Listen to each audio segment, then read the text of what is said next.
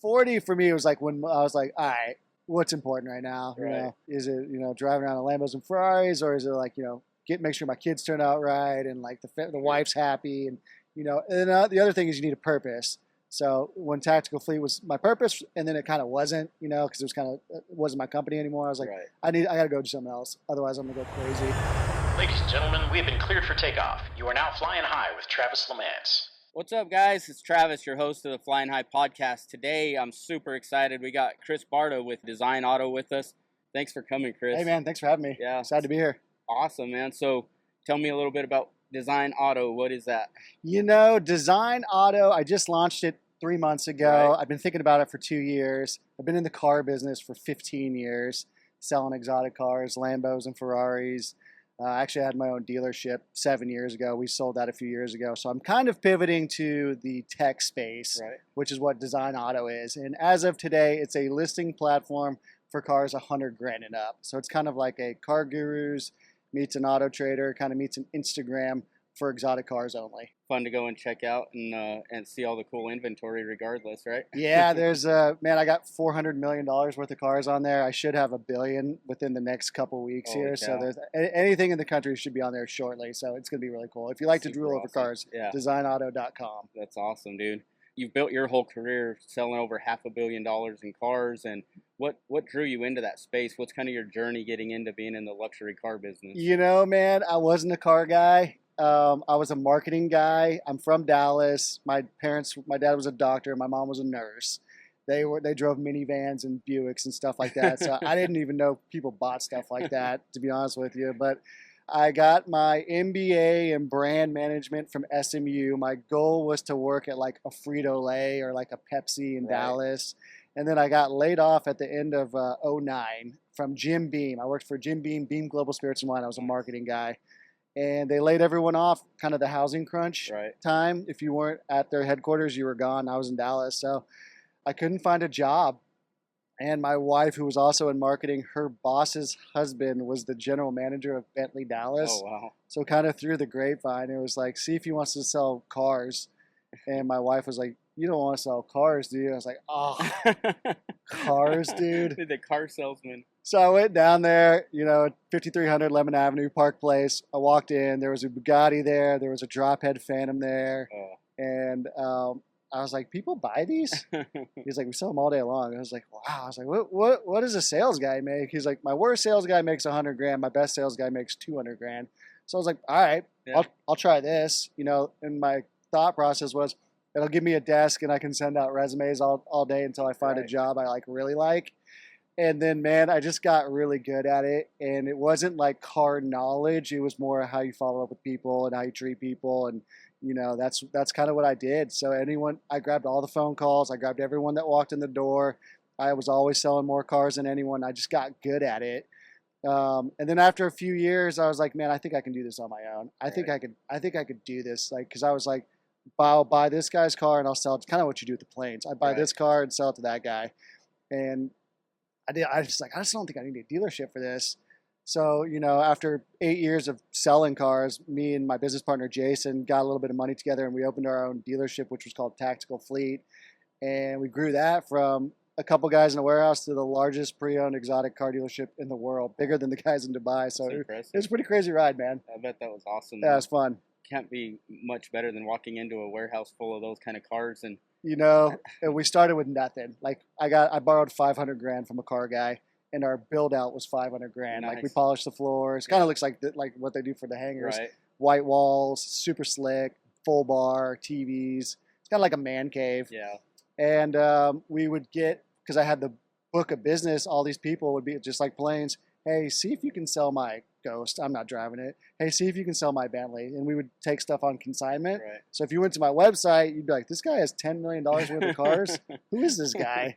And we just kind of got good at it. And we also found we can make money on the exotic stuff. Like there's not a lot of margin in the BMWs and the Mercedes Right. and, Corvettes like that guy was talking about. That's just not my thing. So, we found we could talk to fewer people with the exotic cars. We could make the most margin. And, sometimes they sell in a week. Sometimes they sell in 6 months. But you can usually make money on them. So that's kind of what we did, man. We got good at it.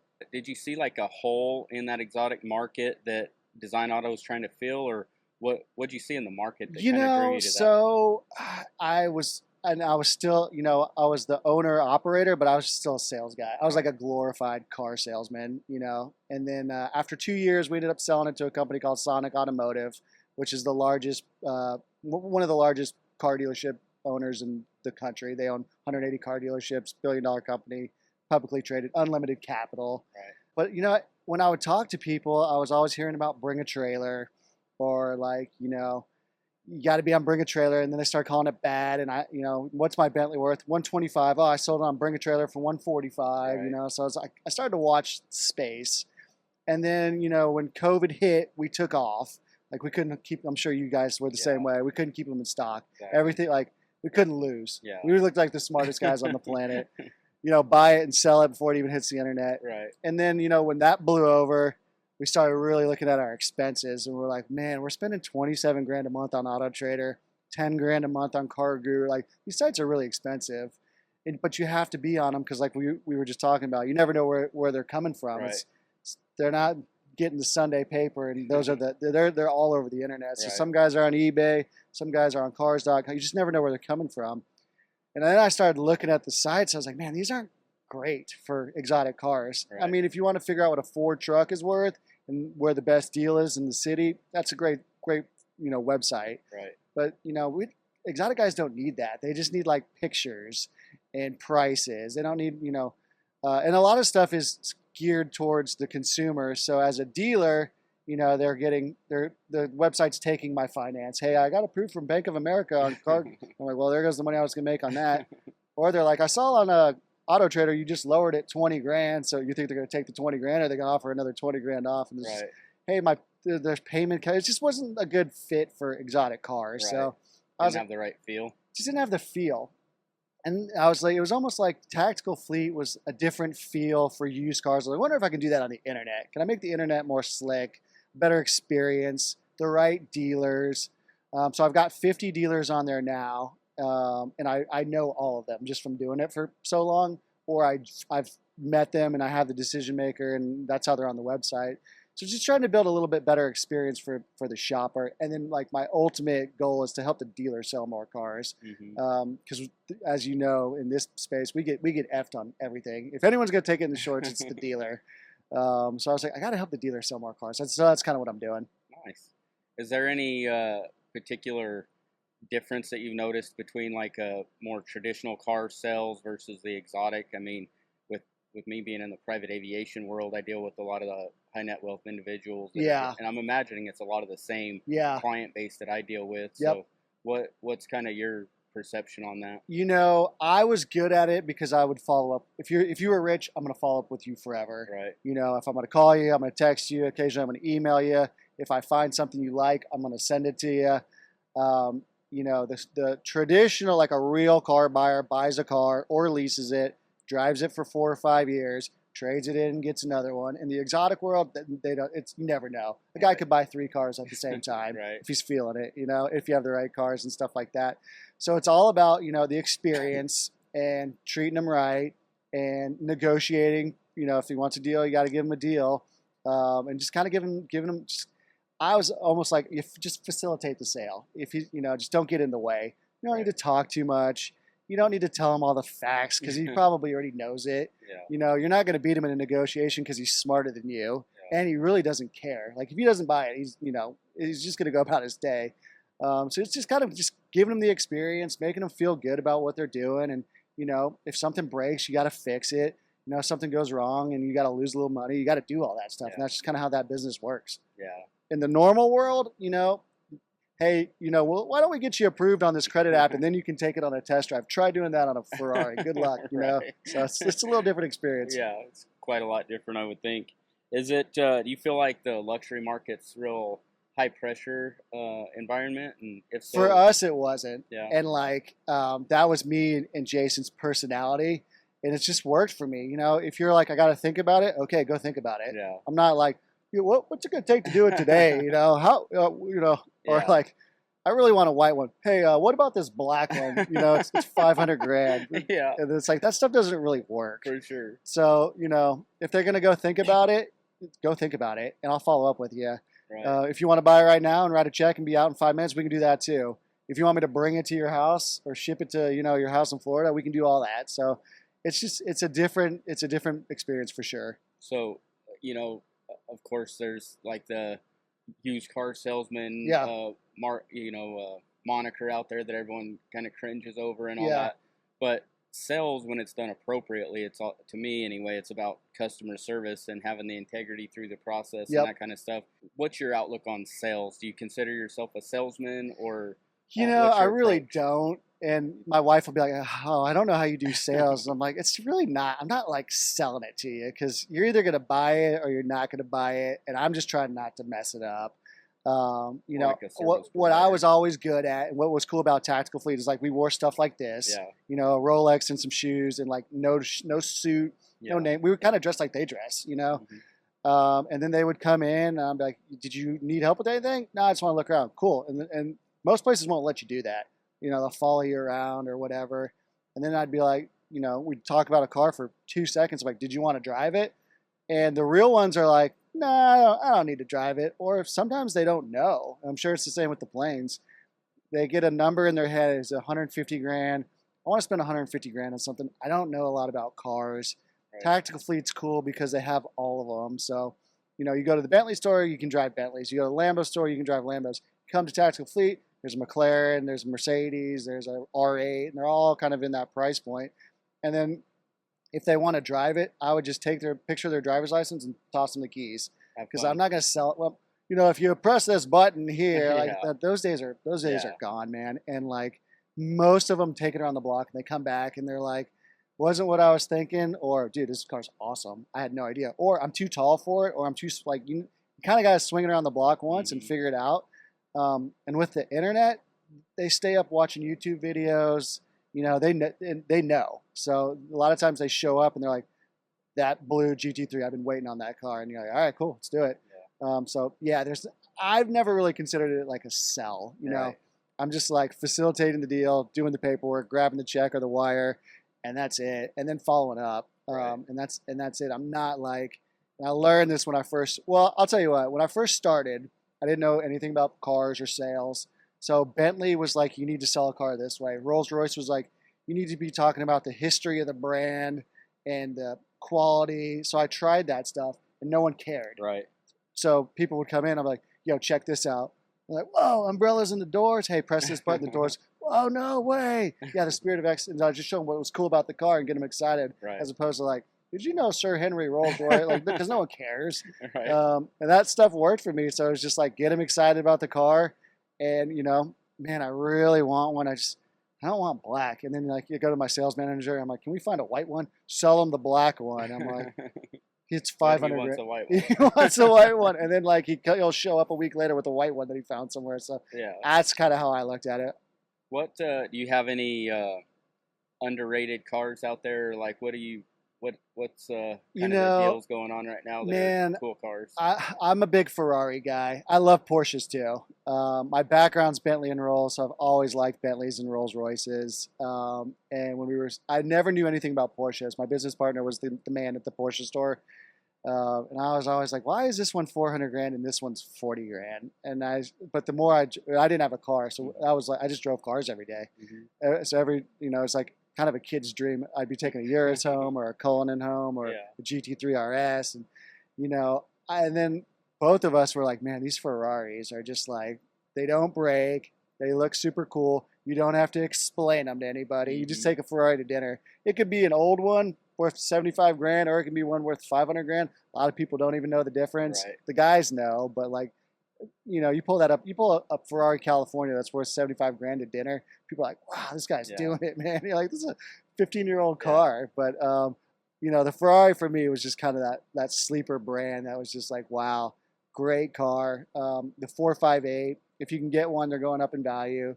The F8 is kind of the newer one. Right. This is such a fun car to drive. So I'm a big Ferrari guy. The screensaver on my phone I'll show you is a 488. I'm jonesing for a 488. It's a good What's one. the Yeah. pro cons between a 458 and a 488? So we started in 2018, and all we could really afford were the 458s. So we were kind of like, well, these are better, but like we just couldn't really afford to Right. stock 488s. So Yeah. I drove 458s all the time. But then, like, you know, once we kind of got some more cash, we had a bunch of 488s, and I would drive them everywhere, man. Yeah. And I was just like, man, like you get a little Apple CarPlay. It's just the leather's a little nicer. The drive's a little more. It's not quite as loud, which is for me. I like that.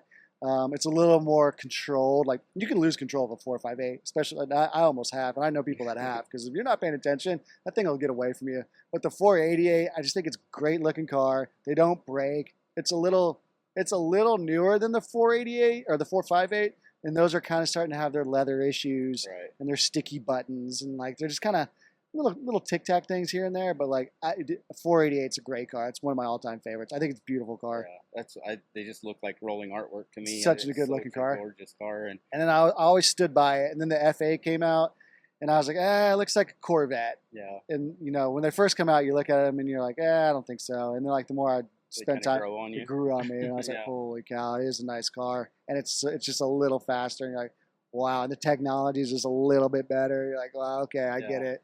But for the price, I'd probably go 48. Yeah, they're awesome. I think they're a cool car. It seems like I don't know a ton about them, but it seems like between the 458 and the 488, some of the electronic stabilization and stuff on the 488 that you're referring to, making it more stable.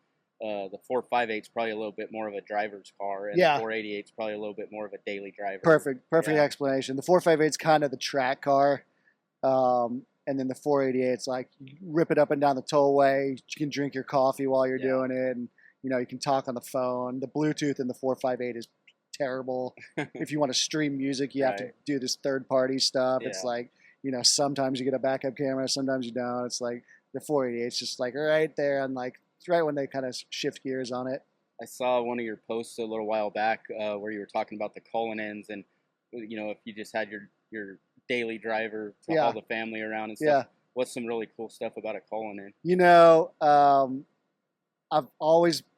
started loving Bentleys when I first started selling cars, and then when the Ghost came out, well, here's what it really goes back to. At Park Place, the commission for a Bentley was $1,500. You sell a Bentley, they pay you $1,500. You sell a Rolls Royce, they pay you $3,000. And I was like, I'm gonna learn the Rolls Royces. Yeah. So people would walk in, they'd be like, I want to look at a Flying Spur. And I'd be like, have you seen the Ghost? So like, I actually liked the Rolls because it paid better. Right. And then BMW, who owns Rolls Royce, would give you these little bonus checks. So I was like, shoot, I love this brand. And then I always loved the Ghost. And then the Wraith came out, and that was like my favorite car.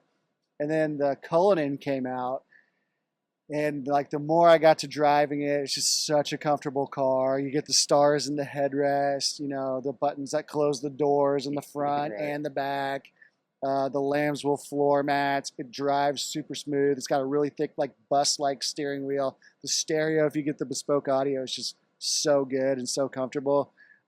It's not as big as it looks. It's actually shorter. I think it's shorter than an S-Class.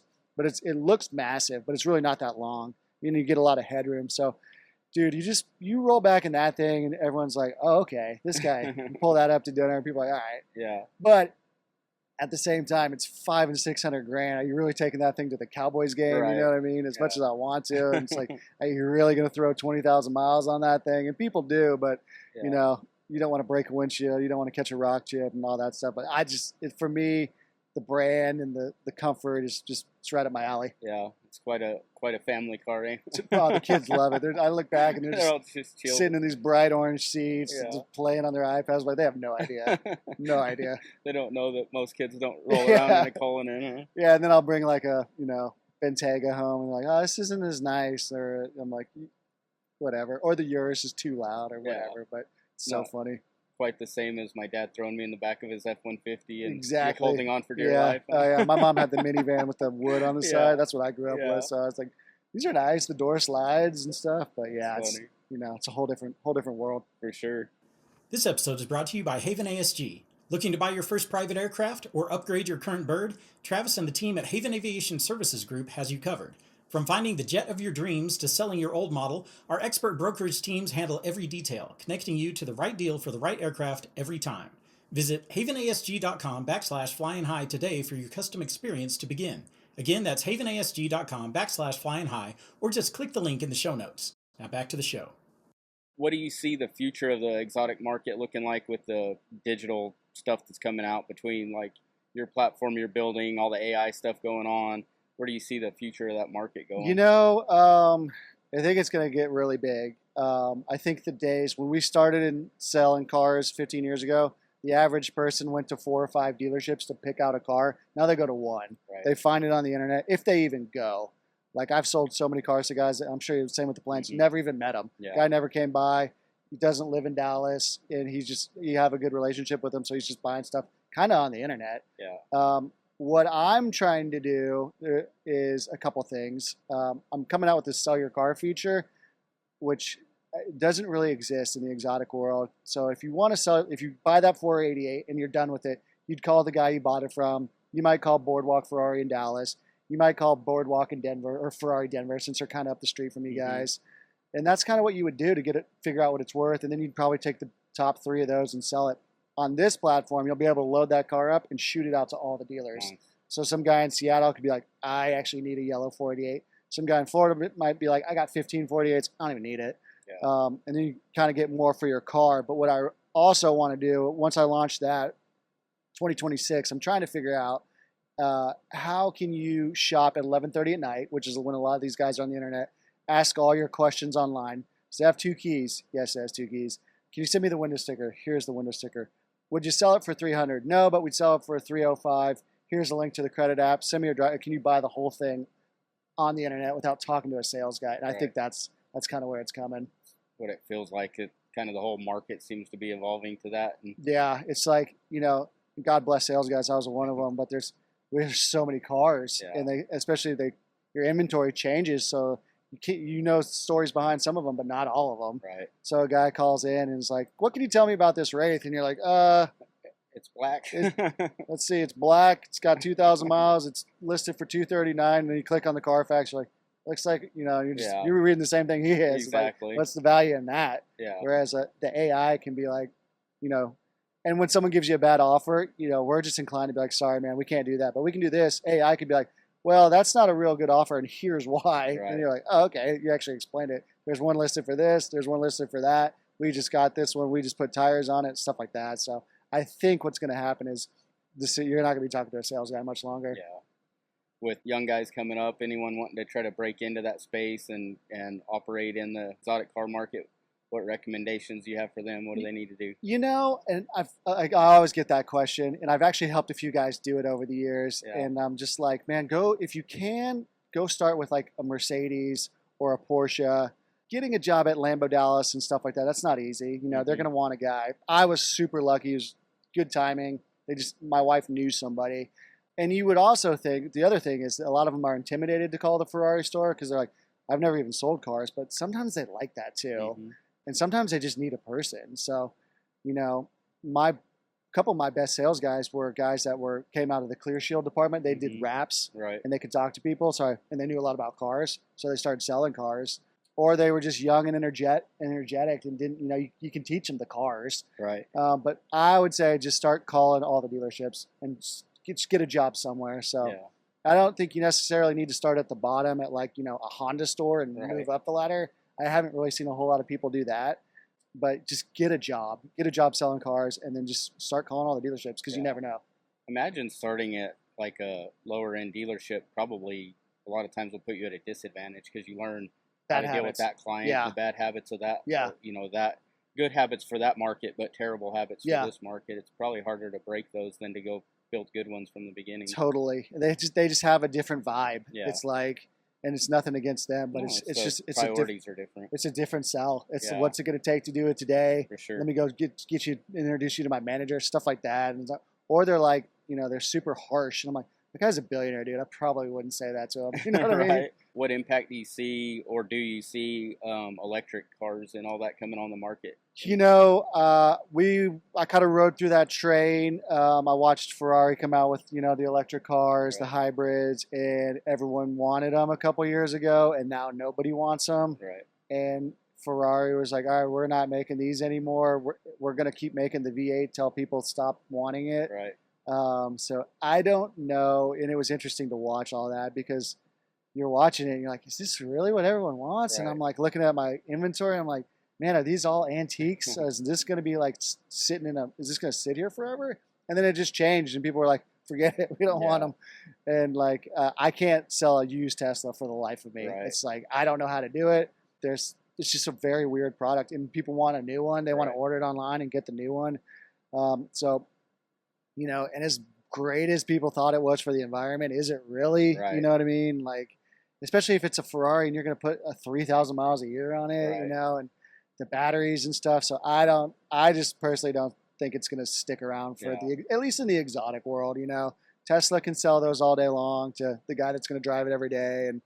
But you know, I think Ferrari learned some lessons and McLaren's learned some lessons on it too. So, you know, if they're not asking for it, I don't know why you would build it. And you remember Mercedes was going to go all electric a few years ago. They can't give those cars away. You can get a stellar lease on one, because that's the only way they can sell one. So people are buying a deal, but it's not for me. You know, I think it's not for a lot of people, especially the guys feel the rumble. And they want to drive a car. And, you know what I mean? Yeah, they want to drive a car. I went and drove I was wanting to get a Raptor here a couple of years ago, and I went and drove one. And you know, since they got rid of the V8 in it in the regular Raptor, and went to the EcoBoost in it. Went and drove it, and it just didn't have that like rumble and that feel. It just didn't feel like a V8, and I'm like, no, it's not the same. And I can imagine that's only amplified in the higher end sports cars, that whole feeling. You know, it's just, and it goes back to like, why are you really buying one? It's you wanted one when you were a kid. You got to the point where you can afford one. It's just a toy. You know what I mean? You know, you're going to take it to dinner. You're going to drive it around the block. You might take it on 1 or 2 road trips. That's kind of it. So it's like, you just want to have fun when you do that. You don't want to be like, and like the SF90 starts off in hybrid mode. So the whole point of starting the Ferrari is you get that. Everyone's like, whoa. Yeah, what was that? You don't even get it unless you can like switch and you're tapping little buttons and stuff. And you're like, this isn't it. There's one of my customers that drove a Ferrari, and you'd hear him coming from 2 miles away, and you'd know it's him. Yeah. That, you know, very, very distinct sound. And you hear that coming, and you're just like, oh, I got to go watch him roll by, because it's super fun to hear. Yeah, it's just, there's just, I don't know, man. Different. There's no place for it in that world, personally. What about you personally? Do you consider yourself an entrepreneur? I do now. Yeah. You know, I started, I thought I was a marketing guy. It's like, you don't know. It's like, I was just thinking about it on the way over here. You graduate college when you're 22, and people are like, right, what are you doing now? And you're like, I don't know. I went to school for 4 years for $250,000, and I don't know. I kind of like marketing. And then I fell into the sales world. I was like, okay, I like sales, because you can make some money. It's fun. You get to do stuff like this. Like you get a lot of cool experiences. So I like selling stuff. And then, you know, when I was at Park Place, I was like, okay, I've been here for 8 years. I think I've squeezed all I can squeeze out of the sales thing. So I started looking at like general manager role or sales. So I went through their training, and like, it's like, this isn't me. Yeah. So, you know, I was like, in the back of my head, I was like, how do I make $1 million in the car industry? And I was like, I got to own a dealership. Otherwise I can, you know, go up the ladder and be a GM one day. And some people could do it. I just couldn't do it. Yeah. So I opened my own dealership, and I was, you know, in my head, I was like, okay, this is going to be my job forever, and my son will work here one day. And if I can make more owning a dealership than selling cars, then that's a win. Like, you know, I think I was making like $240. I was like, if I can make $250 or $200, and like, you know, but I get to do what I want, that's a win. I never thought someone would buy that. And then when they bought it, and it kind of started to pivot to their baby, you know, it was our baby, and then it was kind of like their baby. Right. You know, no, this is what we're doing. I'm like, oh, okay. I guess you guys own it. You know, I'm just here. And then I started. My brain was like, you know, am I gonna go? And when I left, a lot of the Sonic guys were like, where's he gonna go? Is he going to what dealership is he going to? And I was like, I'm not going to a dealership, man. It's like, I'm gonna go try something else. So then I was like, okay, what else can I do? And then, you know, I'm 44 now, and I'm like, I got a couple more runs in me. You know what I mean? Because you get too old. Yeah. And you don't have the energy to keep going. You know, and I look at a nice, stable job. I'm like, it does look kind of nice. You know, he has a place to go in the morning. He kind of knows what he's got his vacation coming up. Right. You know, he knows how much he's going to make. He might make a little bit more if he stays and stuff like that. There's a great benefit to that, as opposed to like, you know, I started Design Auto, and I was like, all right, what is it? What are we doing? What's a website do? Who built a website? Yeah. And then, like, you know, we've been at it. We've launched it 3 months ago, but I've been thinking about it for 2 years. Yeah. And then now in my head, I'm like, okay, what are we doing after this? So I think for me, that's just kind of, you can call it an entrepreneur you want, but it's kind of more, I'm like an idea guy. And Yeah. my business partner described it one time as like a broad strokes guy. Yeah. There's the operator guy, which is what Jason was, who's like likes managing people, likes we're at the crossing T's and dotting I's. I'm more like, what if we did this? Yeah. What if we did a podcast? What if we did what if we did a polar bear? He's wearing a hoodie. He says this. Like that's the kind of stuff I like. Yeah. And with social, I love social media. Mhm. It's like it's an awful place, but at the same time, there's a lot of benefit to it Yeah. too. So I'm like, I like social media. I like getting in front of people. I like new ideas and pivoting. So that's kind of just my mindset. Big picture vision guy, and Yeah. not the Like taskmaster. so when I started Design Auto, I was like listing platform for cars 100 grand and up. That's what it is. And then I was like, oh shoot, I'm not going to have any eyeballs on this website for a long time. Right. And I'm looking at Auto Trader. I'm like, oh, they get 13 million people a month on that Right. website. Oh, and it's been around since we were kids. So, we used to read the magazine. Now you're like, Auto Trader. Yeah. Got it. You forget about that. Trying to catch up in that SEO game and So, all that. yeah, I'm like, oh, this is going to be a battle. Then I was like, well, what can I do differently? Well, you can sell your car to 50 dealers real quick. I don't think Auto Trader could organize that or Right. care to. Right. They're doing their own thing. Yeah.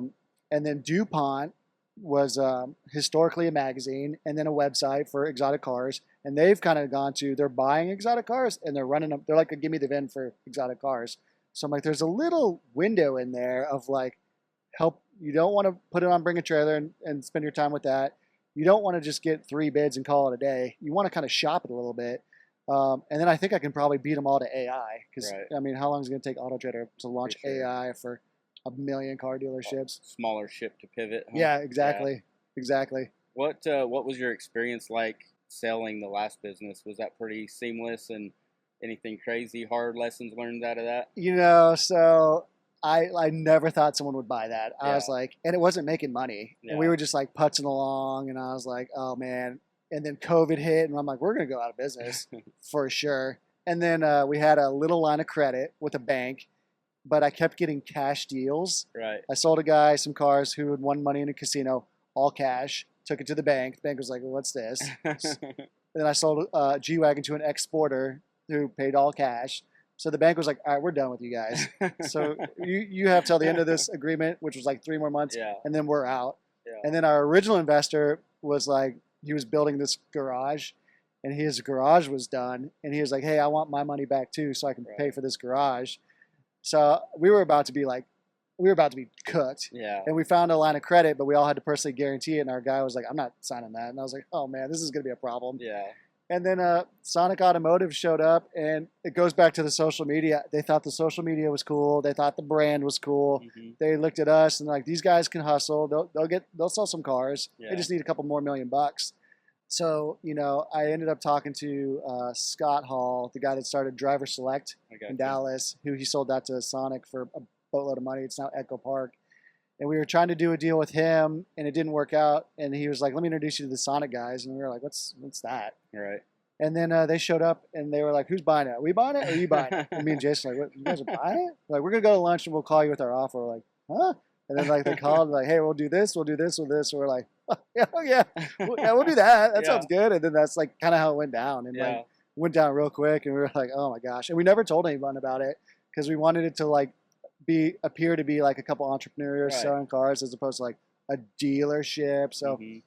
even my parents were like, I was like, how are my parents not like wondering how I have $100 million worth of cars? Sitting Right. there? And we just never told anyone. And then the word kind of spread over the years. But like, it was a cool experience. And there's, I'm like, okay, there is a whole demand for someone that can build something and just hand it off. Mhm. Because those guys can take it and run with it. And there's not a lot of guys that want to build something. You're going Right. through it, for the last 6 years. It's Yeah. like, that process is not fun. It's brutal. Most people want to be like, and most people don't want to invest in it either because they're like, call me when it's up and running, and Exactly. I'll hit you when it's like a thing. Like, Yeah. you know, When it's making money, then we're interested. yeah. Then it's making like, so all these guys would show up and they're like, can we invest in this? Yeah. And I'm like, it's built, dude. Yeah. There's $100 million worth of cars. I mean, I don't need an investor. What are you gonna chip in 500 grand? Buy Right. me one car? So Yeah. yeah, it's interesting. Man. It's a fun world. Yeah, it's definitely the struggle on building one from the ground up. Yeah. It's whenever you're first started, they don't know if you're serious, and then they don't know if the business is serious. Yeah. And then by the time it starts generating real money, now they're all, hey, let us be a part of that. Yeah. Like, It's no, yeah, every time. too late. I'm sure like the Airbnb guys and the Uber guys, Yeah. like no one wanted to give those guys For money. sure. And now they're like, should have just given us some money. Now everyone takes Uber and everyone uses Airbnb. And, you know, but when you ask, and you know, what's interesting is, so I did Tactical Fleet and I was like, okay, this next go is going to be easy because it's going to be like, you know, I've been in a movie before. This is my second movie. Right. They're all gonna want to back that. They still didn't. They're Yeah. still like, you know, I don't know, man. Let me know when it's like a thing, and then Yeah. like come find me. I'm like, all right. So, Yeah. you know, I'll never forget. I had lunch with a guy, and we were talking about Tactical Fleet, and he was like, if you don't mind me asking, how much money did you need for that? I was like, I borrowed 500 grand from the guy. He's like, oh, dude, I would have given you 500 grand. And then I was like, well, I got this new thing. It's Design Auto. He's like, how much would you need for that? I was like, 500 grand. He's like, oh, well, I mean, you know, interest rates right now. And, you know, and then he goes and buys a Lambo for 400 grand. I was Right. like, all right, I get it. Yeah. Well, it seems like a lot of people want to bypass the build process, you know, and Yeah. and it's just something you got to go through. You got it. And what's cool about it, the second go around, it's the same patterns. So Yeah. I'm like, I've seen this before. Yep, this happened last time. Yeah. Oh, here it comes again. Yep. So I've seen it. And it's like, it doesn't scare me as much, Yeah, you know, kind of start with a different level of experience. Yeah. On the because you know it's next go-around. coming. Yeah. And then when it comes, you're like, oh, there it is. Yeah. It was, yeah. I don't know if you're a big reader or not, but is there a book you refer back to for inspiration, ideas?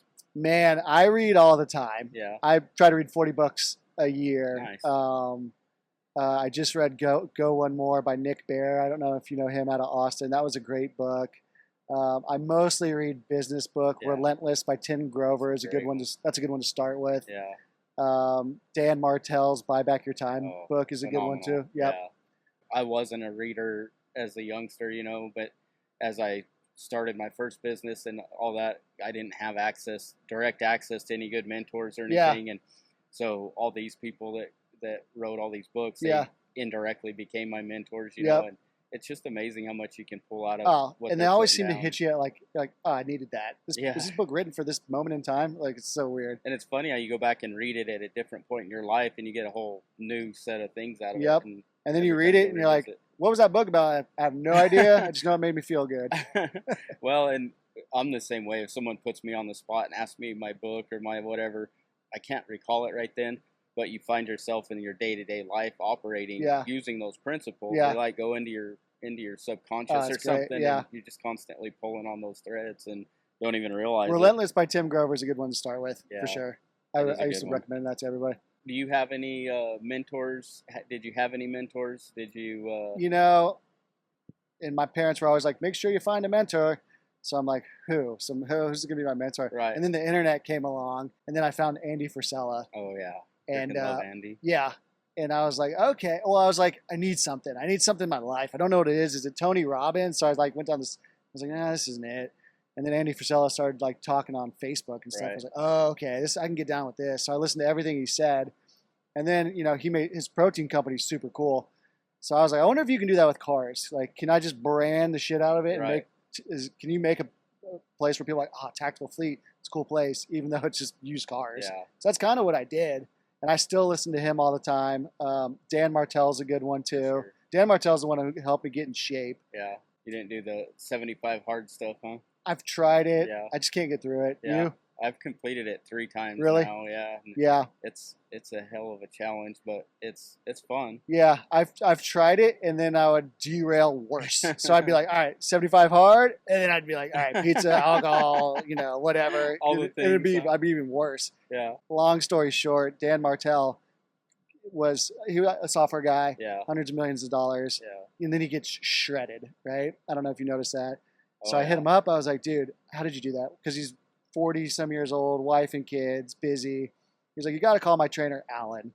So I hit up this Alan guy who's in Canada, and he's like, do this cleanse. And I was like, ugh. All right, no one said anything about a cleanse. And I look at it, I'm like, okay. So I do the cleanse. I was 213 and I dropped down to like 190 Holy in cow. 16 days. And I was like, okay, I'm in. And he's like, all right, I'm gonna send you your macros and your workouts. And I was like, all right, this is where I'm gonna get him. Like, I'm not doing this. So he sends me the macros. It was a one sheeter. Right. And I was like, okay, I can eat. I was like, just eat this every day. He's like, you eat that until I tell you to stop. I was like, oh, okay. So it's not like I don't have to like go think or anything. And then he just gives me the workouts in an app. And they were like, they're all built so like you don't get hurt. Yeah. I'll send it to you, dude. I need it. It's Yeah. great. And then 90 days later, I was like shredded, like 6-pack abs. And Holy I cow. was like, holy cow. And that was a year and a half ago. And I still do it for the most part. You know, I have bad days too, and I Yeah. derail like everyone else does. But like a year and a half later, I'm like, I'm still in pretty good shape. But that was all from Dan Martell, That's awesome. which is all from the internet. Yeah. So it's crazy. Dan definitely had a big transformation, and Yeah. I love his content. Oh, All and then he his comes stuff is by. awesome. So he came by Tactical Fleet one day, and we were just talking. And he's like, yeah, I'm doing this Ironman in Canada in a year.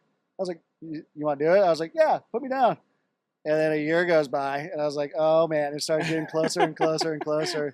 And then we did it. Dan's and, going to be calling. yeah, and I was watching him train on his website. And I was like, oh, he's going to crush it. And then we got up there. It turns out it's like the 6th hardest Ironman in Holy the cow. world.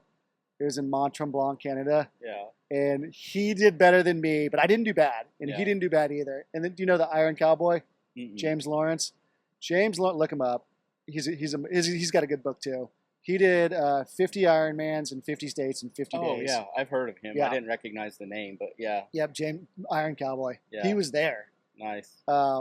And he struggled with it, man. He was like, he wrote this long, like, I wasn't expecting it to be this hard. I wasn't prepared. I was like, shit, what am I doing with these Yeah. guys?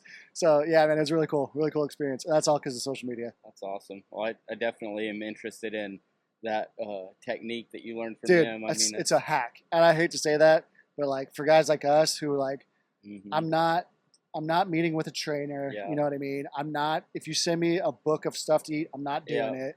But if you tell me this, just do this and do this, I can do that. Yeah. Especially if it worked. If it worked for him, I was For like, sure. I'm doing it. And it hit me at like this turning point where I was like, I was going to go start a new company. I was going to treat it more like I was gearing up for a sport. Right. So I was like, I want to be in shape for this one. I want to be hitting Yeah. the ground running when it's time. So I can just buzz out here and do a podcast, do whatever, you know what I Yeah. mean? 'Cause that stuff, you get your mental clarity For back sure. and, you know, it helps. But yeah, dude, I'll send it to you for sure. That's cool. I've been on a big weight loss journey myself. I'm lost about 160 Damn, pounds. yeah. And now I just kind of hit this floor where I just can't finish Yeah, that do last this. 20, 30 pounds. And Yeah. man, I need to do that. It's so it's that'll be cool. it's macro based, Yeah. but it's like he gives the same It's thing easy. the same thing to everybody, and Yeah. like the workouts are in an app, so it's actually kind of fun because you're like you can see, you know, okay, do a little bit more weight, do a little bit more reps, and you can see the progress. Yeah, man, the cleanse. I still go back to the cleanse once in a while because it just gets all the water weight out. It's all real food. Mhm. It's not like you're buying juices or anything like that. Right. It's like fruits and vegetables. Yeah. But it's a nice little hack. How important do you feel like the physical health is to your ability to be a high level performer? I think it's I think it all goes together, right? Mhm. Your family, your faith, the physical side. And then when we were doing Tactical Fleet, we were car sales guys. So and we had a bar. So we Mhm. drank every day. We Right. didn't leave the building. I didn't get vitamin D. You know what I Right. mean? We ate what we ate, you know, we didn't and then when we really started going, we ordered food in.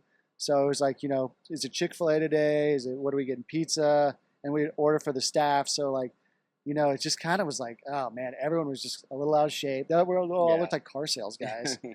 But once I started to get away from that, you know, I stopped drinking as much, stopped drinking for a while, you know, really focused on my diet. And then like the time passes anyway. And the next thing you know, you're like, oh shoot.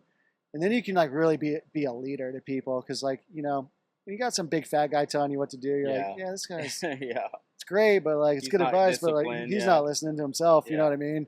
What's that guy doing as soon as he goes home? So it's Right. like, what's great about it is like, I could feel the transformation. So guy comes in to buy a car, he can feel like my energy, you know, it's just a better conversation. And like, we sell cars and planes to rich guys all day long. And, you know, it's very, very small percentage that are like, got a good family, in shape, you Yeah. know, make a lot of money. That's really hard to do all three of For those. sure. So yeah, Yeah, it's hard to balance all of them and have all of it together. 100%. There's a few out there. But it seems like to me, it seems like that's either I'm more focused on it or it's becoming more the norm. No, it's shifted. Yeah, it seems and like a big shift towards I it. think what it has to do with is back in the day, if you were rich, you bought stuff, and people were like, "Oh, he's rich. He's got Louis Vuitton. He's got a Bentley." Then now you can finance all that stuff, so anyone can get a Louis Vuitton or a fake one. Anyone can go get a Rolex on a firm or whatever for 5 years, and you can even fake a Lambo. There's banks out there that if you got a little bit of cash, they'll repo your car if you don't pay for it. But you can't fake the fitness. So if you're jacked and in shape, you're clearly setting aside some time and you're watching what you eat, and it's hard to do. So I think that's what sets a lot of rich people aside is like they have the time and the resources to get in shape, and they can. So when you see him, you're like, yeah, he's got it all. Yeah. To me, it seems like there's also a pretty heavy shift back towards faith and family as well, where 10 years ago, you see a really wealthy guy, you just assume he's got 2 or 3 exes and all this. And now it seems like people are putting more of a focus on keeping that. I agree. Going. Yeah, so it's I'm glad we're kind of going that direction because it used to be like work hard, play hard, and I saw Wolf of Wall Street in the theater. I was like, this is the life. I want this. I want to see how much I can do and make as much money as that guy. And as you get older, you're like, oh, I'm gonna die for sure. So I don't want that. Yeah, we're just happy we made it to 40, and now we got to make the best of it. And then 40 for me was like when I was like, all right, what's important right now? Is it driving around in Lambos and Ferraris, or is it like make sure my kids turn out right and like the wife's happy and and the other thing is you need a purpose. So when Tactical Fleet was my purpose, and then it kind of wasn't, because it wasn't my company anymore. I was like, I got to go do something else. Otherwise, I'm gonna go crazy. Whenever you're the old man sitting in the rocking chair, what kind of legacy do you hope you leave behind? If Tactical Fleet and Design Auto are still around, that'd be a cool, work legacy. I don't need my name on the side of a library like the guys at SMU. That's been, let me donate $1 billion so you can put my name on the side of that building. I don't need that, but my kids can grow up to be good people that contribute to society. That's all I really need, just seeing them out there doing stuff. And my daughter's really into horses, so I'm like, if you want to skip college and go ride horses, go for it. You know what I mean? And my son's like, I see these dads that are pushing them to play bait. They're really pushing their kids into sports. I'm like, dude, what are the odds? Yeah. What's he gonna be, a professional baseball player? Maybe, but it ain't not likely. Not likely. But my kid's likes YouTube videos. I'm like, dude, do YouTube. I mean, he's got almost 5,000 followers on YouTube. He's 10. Yeah. And I sell cars to guys on YouTube all day long. I'm like, dude, if you can make that work, and he's got the outgoing personality for it, I'm like, if that's what you like, man. Just keep doing that. We'll cut this out if you don't want this in here, but I thought it was super cool. We figured out talking before we started the interview that my company's name is Haven. Yeah. And you're like, what's Haven? And that's so crazy. Yeah. I've never met any kid named Haven. No, leave it in for sure. Haven will watch us. That's so for cool. Sure. But yeah, my grandma was Hildy, my wife was Heidi, and we wanted to keep the H going. And then we saw in a movie credit, somebody was named Haven something in makeup. And I was like, Haven's a good name. And so we kept the Haven. And then we had Holden too, so we got H's. But you don't see it much. Yeah, that's pretty cool. For a name at all. Yeah, I thought that was a pretty cool How'd you guys connection. come up with it? I was just, my first aviation company I started, we named it kind of in the area that we were at. So it was very geographically restrictive name. You get out of that area and everyone's like, what the hell is that? Oh. So when I sold and got out of that company and started this new one, I was just trying to go through names that weren't geographically restricted for one. Yeah. And just, with us being in private aviation, safety is number one. Yeah, for sure. And so Haven's safe harbor, your comfortable place, the place you want to be. And so I just thought it was cool that we're trying to create that environment for our customers that we want them to feel safe and cared for in their Haven, And so I just thought the name resonated well and it's cool. And Love ran that. with it. So I thought that was pretty fun. Yeah, I'd rather buy from Haven than, And with Tactical Fleet, first of all, it was about to be a fleet management company, so we kind of called it that. But we looked at everything in the city. It's like Dallas Autos.